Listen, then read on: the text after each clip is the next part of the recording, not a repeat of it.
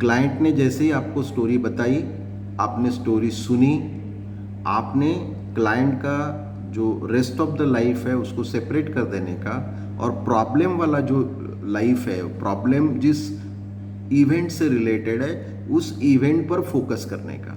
And with in the event आपको अपने client को इस प्रकार फैसिलिटेट करना है कि वहीं के वहीं उन्हीं इवेंट्स के आधार पर वो कैसे सॉल्यूशन निकाल पाए। ये है नैरेटिव अप्रोच टू साइकोथेरेपी, या इसको नैरेटिव थेरेपी बोलेंगे हम।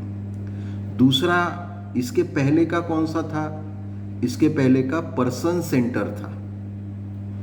पर्सन सेंटर अप्रोच हमको रॉजर ने समझाया, और रॉजर का क्या कहना है कि हर प्रॉब्लम कॉन्शियसनेस के वजह से होती है, कॉन्शियस माइंड में ही होती है, यानी नैरेटिव अप्रोच जैसा ही है।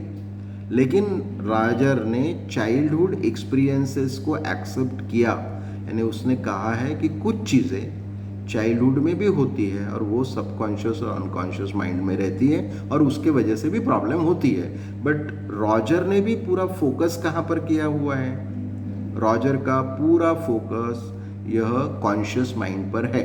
उसका कहना है कि कॉन्शियस माइंड में ही प्रॉब्लम पैदा होती है और कॉन्शियसली ही उसको सॉल्व किया जा सकता है।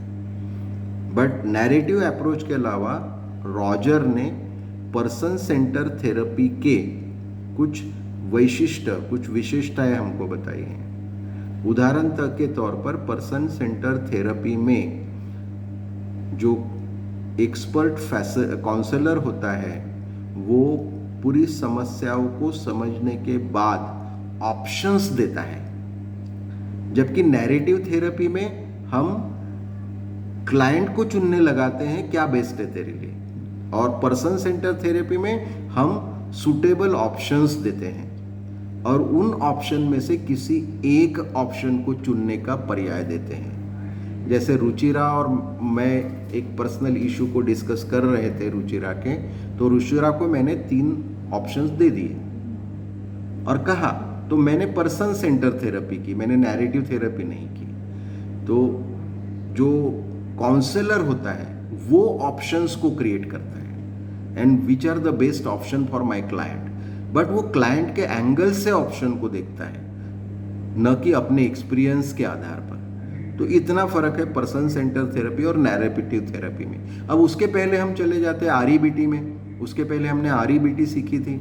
आरईबीटी में क्या अप्रोच था कि किसी की बिलीफ अगर फॉल्टी है, किसी की एटीट्यूड अगर निगेटिव है, तो फॉल्टी बिलीफ और निगेटिव एटीट्यूड को रिपेयर करने के लिए हम आरईबीटी का इस्तेमाल करते हैं। और आरईबीटी में पर्टिकुलरली हम डिस्कशन करते हैं, डिबेट करते हैं, आर्गुमेंट्स करते हैं क्लाइंट के साथ, और इंटरवेंशन का भी इस्तेमाल करते हैं। ये डिफरेंस है नैरेटिव, पर्सन सेंटर और आरईबीटी में। उसके पहले हमने क्या देखा था? हमने कॉग्निटिव बिहेवियर थेरेपी देखी थी। पर्टिकुलरली ये कॉग्निटिव बिहेवियर थेरेपी बेक ने जब डिप्रेस पेशेंट को हैंडल किया तब यूज़ की थी। तो कॉग्निटिव बिहेवियर थेरेपी में क्या करते हैं वो लोग? कॉग्निटिव बिहेवियर थेरेपी में they understand the problem and then they use method of persuasion, समझाना, परस्यू कराते हैं अपने क्लाइंट को। They give suggestion, some suggestions are given in writing also, and they give certain instruction to the client. Means persuasion, suggestion and instructions are the tools used to repair the subconscious और unconscious mind. जब भी हम REBT का use करते हैं या CBT का use करते हैं, we deal with the conscious and subconscious mind. But CBT में हम जनरल या नॉर्मल प्रॉब्लम को लेते हैं। आरईबीटी में हम बिलीफ और एटीट्यूड, फॉल्टी बिलीफ और निगेटिव एटीट्यूड से रिलेटेड प्रॉब्लम को लेते हैं। पर्सन सेंटर थेरेपी में हम कॉन्शियस माइंड से डील करते हैं, लेकिन काउंसलर क्या ऑप्शंस देना ये अपने हाथ में रखता है। साइकोलॉजिस्ट तय करता है कि मेरे क्लाइंट के लिए क्या बेटर है, और नैरेटिव थेरेपी में खुद क्लाइंट तय करता है कि उसके लिए क्या बेटर है। बहुत शॉर्ट में, बहुत ब्यूटीफुली ये चारों थेरेपी का डिफरेंस मैंने आपको बता दिया है। इसकी एक रिकॉर्डिंग मैंने कर ली है, मैं आपको भेज दूंगा।